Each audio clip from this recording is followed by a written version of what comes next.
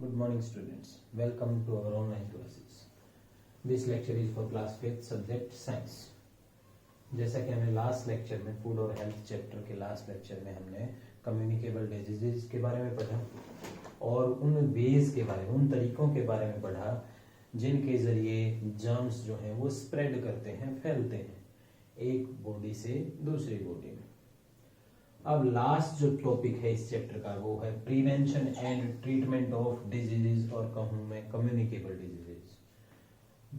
First point की अगर मैं बात करूं, प्रिवेंशन, रोकथाम जिसे कहेंगे, कि हम उन जर्म्स को प्रिवेंट कर दें, रोक दें डिजीज की कॉजिंग से, या फिर मैं कहूं बीमारी फैलाने से हम उन्हें रोक दें। और नेक्स्ट पॉइंट है ट्रीटमेंट, इसके बारे में हम बाद में बात करेंगे। पहले बात करते हैं प्रिवेंशन के बारे में। इसमें फर्स्ट पॉइंट है कि जो जर्म्स हैं, जिसमें हमने बैक्टीरियाज के बारे में बात करी, वायरसेस के बारे में बात करी या प्रोटोजोआ के बारे में बात करी, इन सब को हम प्रिवेंट कर दें। आप क्या यूज करेंगे इसमें? हम डिसइंफेक्टेंट्स का यूज कर सकते हैं, डिसइंफेक्टेंट्स का यूज कर सकते हैं। Disinfectants basically chemicals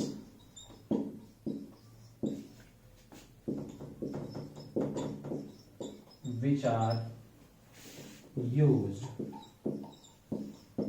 to kill germs। In germs को किल करने के लिए जो केमिकल्स हम यूज करते हैं उन्हें हम बोलते हैं डिसइंफेक्टेंट्स। यहां पे एक नेचुरल डिसइंफेक्टेंट की बात करें तो आपका जो सनलाइट है, सूरज की जो रोशनी है, वो एक नेचुरल डिसइंफेक्टेंट का काम करती है। अब इसके बाद हम एक वे जो जनरल आप देखते हैं, एक लास्ट लेक्चर में हमने पढ़ा था कि वाटर की वजह से, इन्फेक्टेड वाटर की वजह से, इन्फेक्टेड अगर मैं वाटर की बात करूं, इन्फेक्टेड वाटर की वजह से डिजीज जो है वो स्प्रेड करती है। कोई इन्फेक्टेड वाटर को अगर कोई व्यक्ति यूज करेगा तो उसके अंदर वो जर्म्स एंटर कर जाएंगे और वो व्यक्ति बीमार पड़ सकता है। अब बात करें इसे ट्रीट करने के लिए हम क्या कर सकते हैं। दो तरीके रहेंगे यहाँ पे। एक मेनली जो आप देखते हैं घर में हम यूज करते हैं, बॉयल द वाटर। हम अगर पानी को उबाल के यूज करेंगे तो मोस्टली सभी जर्म्स खत्म हो जाते हैं।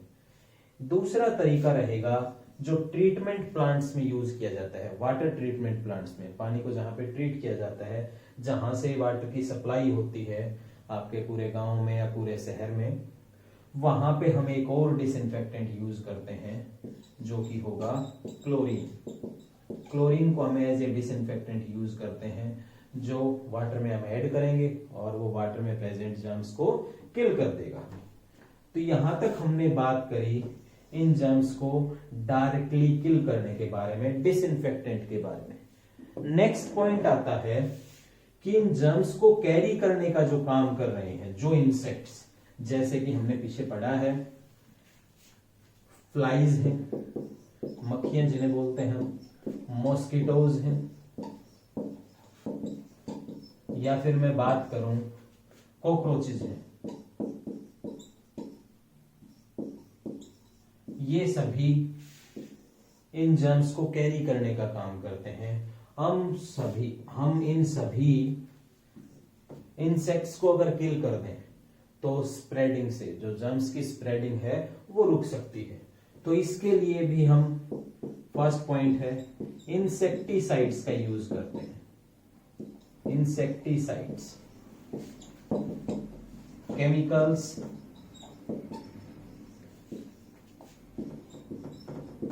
which are used to kill insects। वो केमिकल जो इंसेक्ट्स को किल करने का काम करेंगे उन्हें बोलते हैं हम इंसेक्टिसाइड्स।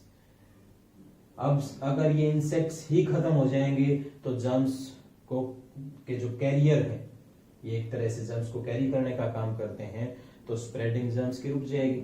लेकिन एक बात का हमें ध्यान रखना होगा इंसेक्टिसाइड्स के यूज करते समय कि हमें बहुत सावधानी से इनका यूज करना है।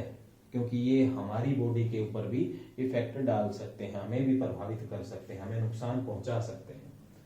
अब इसके साथ साथ यहाँ पे हम और भी कुछ तरीके यूज करते हैं। इसी फर्स्ट पॉइंट की जब हमने बात करी कि हम बेसिकली जर्म्स को रोक रहे हैं, अब यहाँ पे एक और पॉइंट आ जाता है। अगर मैं मॉस्किटोज की बात करूं, मॉस्किटोज जनरली आप सबको पता है ऐसी जगहों पे ब्रीडिंग इनकी ज्यादा होती है जो डर्टी प्लेस हो कहूं मैं, या फिर जो स्टेगनेंट वाटर होता है, ठहरा हुआ जो पानी होता है, उसके अंदर मॉस्किटोज की जो ब्रीडिंग है वो बड़ी तेजी से होती है। तो हम अगर साफ सफाई का अच्छे से ध्यान रखेंगे, पानी को एक जगह पे लंबे समय तक ना रहने दें, ना रुका रहने दें, तो उससे इनकी ब्रीडिंग नहीं होगी या तेजी से इनकी ब्रीडिंग नहीं हो पाएगी। या फिर इसके साथ साथ हम यूज करते हैं नेट्स का यूज कर लेते हैं, मॉस्किटो नेट्स का, मच्छरदानी जिसे आप बोलते हैं, उसका अगर यूज करेंगे तो मॉस्किटो हमें नहीं काट पाते हैं। या फिर हम यूज करते हैं मॉस्किटो रिपेलेंट्स का, रिपेलेंट्स का यूज करते हैं, जैसे कि ओडोमोस वगैरह आप सब देखते हैं, इनका यूज करेंगे तो हम मॉस्किटोज से बच सकते हैं। और मॉस्किटो अगर कोई आपको काटेगा ही नहीं तो उसके द्वारा कैरी किए हुए जर्म्स आपकी बॉडी में एंटर नहीं करेंगे और बीमारी से आप बचे रहेंगे। ये तो बात करी हमने कि हम जर्म्स को कैसे रोकेंगे डिजीज फैलाने से। अब दूसरा पॉइंट आ जाता है, अगर आपकी बॉडी में एंटर कर जाएं जर्म्स, तब आप कैसे बीमारी को रोकेंगे। तो इसके लिए पॉइंट आता है वैक्सीनेशन। वैक्सीनेशन, अब सबसे पहले हम बात करें वैक्सीनेशन है क्या। It is a method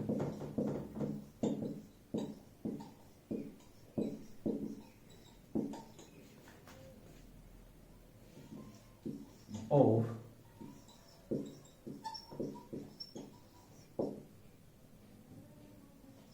preventing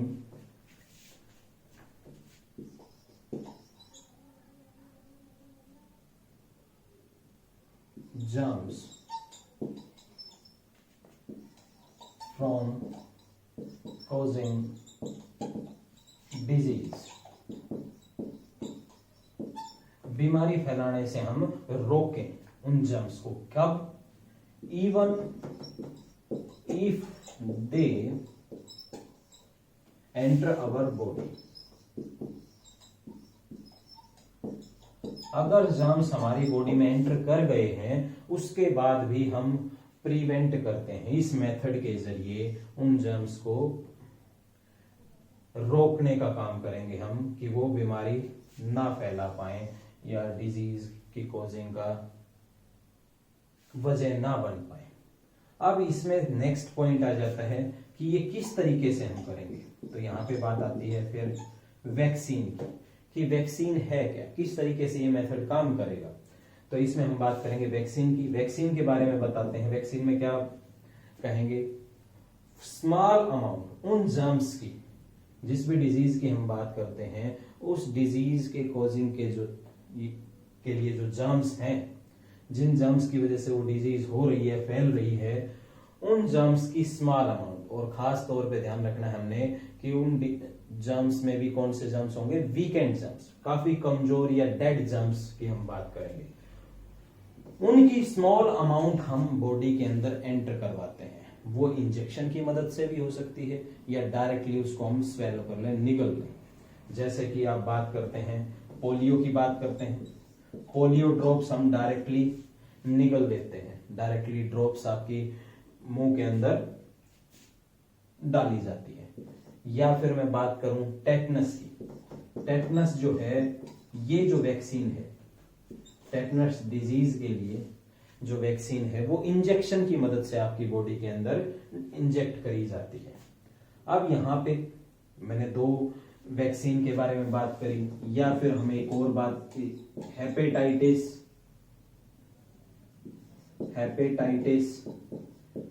B की मैं अगर बात करूं तो ये भी एक वैक्सीन रहेगी एक डिजीज के लिए। हेपेटाइटिस बी के लिए भी हम वैक्सीन का यूज करते हैं।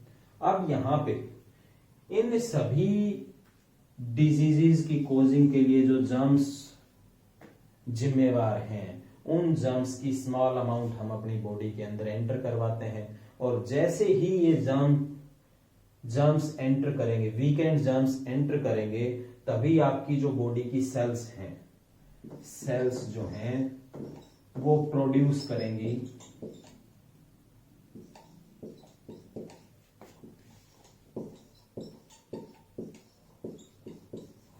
एक ऐसा प्रोडक्ट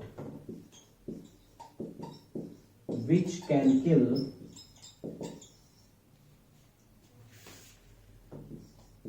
these weakened germs।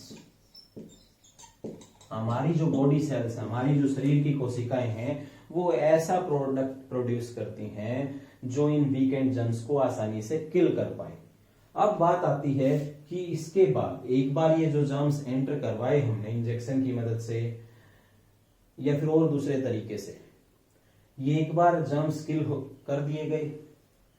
अब बात आ जाती है कि ये जो प्रोडक्ट है, एक बार जो आपकी बॉडी सेल्स ने प्रोड्यूस किया, ये लगातार आपके ब्लड के अंदर प्रेजेंट रहेगा और फ्यूचर में होने वाले अटैक से आपकी बॉडी को बचाएगा। इन जर्म्स का अगर फ्यूचर में कोई अटैक होता है आपकी बॉडी के ऊपर, तो उससे भी ये आपकी बॉडी को बचाएगा।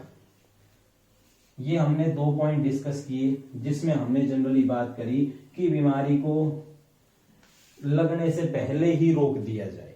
अब नेक्स्ट पॉइंट आता है कि हम अपनी डेली लाइफ में बहुत सावधानी रखते हैं, लेकिन फिर भी हम बहुत बार बीमार भी पड़ते हैं, तो उससे कैसे बचा जाए, उस बीमारी को फिर अब हमारा जो नेक्स्ट पॉइंट है उसके बारे में हम बात करेंगे, ट्रीटमेंट। कि एक बार अगर आप बीमार पड़ जाते हैं तो उसका ट्रीटमेंट कैसे किया जाए। तो यहां पे जब मैं बात करूंगा ट्रीटमेंट की, तो बेसिकली हम कुछ ड्रग्स ऐसी यूज करते हैं जिनका काम उन पर्टिकुलर जर्म्स को किल करने का रहेगा, जिनकी वजह से बीमारी आपके शरीर में लगी है। और इन ड्रग्स के लिए हम एक स्पेसिफिक टर्म यूज करते हैं, एंटीबायोटिक्स। अब एंटीबायोटिक्स हैं क्या? ड्रग्स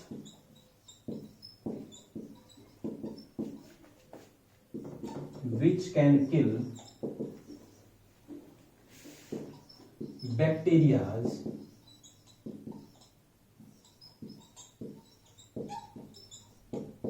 present in blood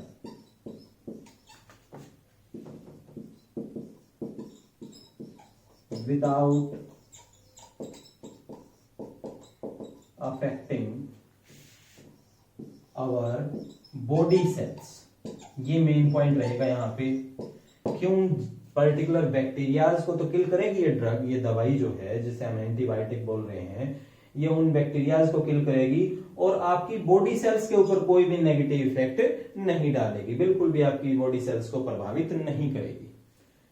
लेकिन यहाँ पे हम जब एंटीबायोटिक्स की बात कर रहे हैं, तो नेक्स्ट पॉइंट है इसका कि एंटीबायोटिक्स जो हैं वो वायरसेस को किल नहीं कर सकते हैं, वायरसेस के ऊपर इफेक्ट नहीं डालेंगे। इसी वजह से जो वायरसेस की वजह से, पीछे हमने लास्ट लेक्चर्स में पढ़ा है, जो कॉमन कोल्ड है, वायरसेस की वजह से होने वाला एक नॉर्मल डिजीज की जब हम बात करते हैं तो उसमें आपने पढ़ा था कॉमन कोल्ड। इसका जो क्योर की मैं बात करूं, उसके लिए पर्टिकुलर कोई भी अभी तक ड्रग इन्वेंट नहीं हुई है। तो यहां तक हमने प्रिवेंशन और ट्रीटमेंट ऑफ डिजीज के को कंप्लीट कर लिया है। इसके साथ ही आपका ये चैप्टर कंप्लीट हो गया है। नेक्स्ट लेक्चर में हम नेक्स्ट चैप्टर से स्टार्ट करेंगे। Thank you.